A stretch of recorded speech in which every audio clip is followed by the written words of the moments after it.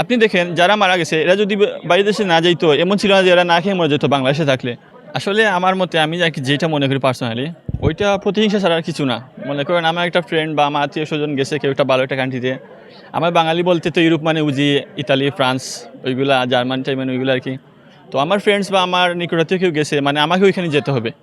এখন আমার ওইখানে যাওয়ার এবিলিটি আছে বা আমার জানের উপর রিস্ক আছে, ওইটা ডাজন্ট ম্যাটার ওদের কাছে আর কি। যেটা মনে হলো এটা আমি নিজেও করছিলাম। এখন হয়তো ভার্সিটি ভর্তি হয়েছি, আমার ফ্যামিলির কথা হলো তোমার যদি এবিলিটি থাকে তুমি অন্যভাবে যাও, জেনুইনভাবে যাও। অবৈধভাবে গিয়ে তোমার তো জানের রিস্ক নেওয়ার কোনো মানে হয় না। আমার তো এমন, আপনি দেখেন যারা মারা গেছে এরা যদি বাইরের দেশে না যাইতো এমন ছিল না যে এরা না খেয়ে মরে যেত বাংলাদেশে থাকলে।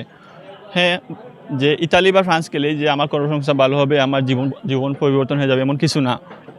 আপনার যে কান্ট্রিগুলো আছে আপনার ধরেন মিডল ইস্ট বা আপনার নন সেনজেন যেগুলো আছে ভিসা হচ্ছে যেগুলোতে, ওইগুলোতে গেলে মোটামুটি ভালো একটা পারিশ্রমিক পাওয়া যাচ্ছে কাজ কাম করে। তো ওইটা আসলে তারা বুঝতে চাচ্ছে না। ধরেন আমারও অনেকগুলো ফ্রেন্ড আছে যারা গেছে সার্বিয়া, রোমানিয়া, ওরা যদি এরাও গেম মারছে কিন্তু 1% এটা আপনার বাঁচার সম্ভাবনা 1%।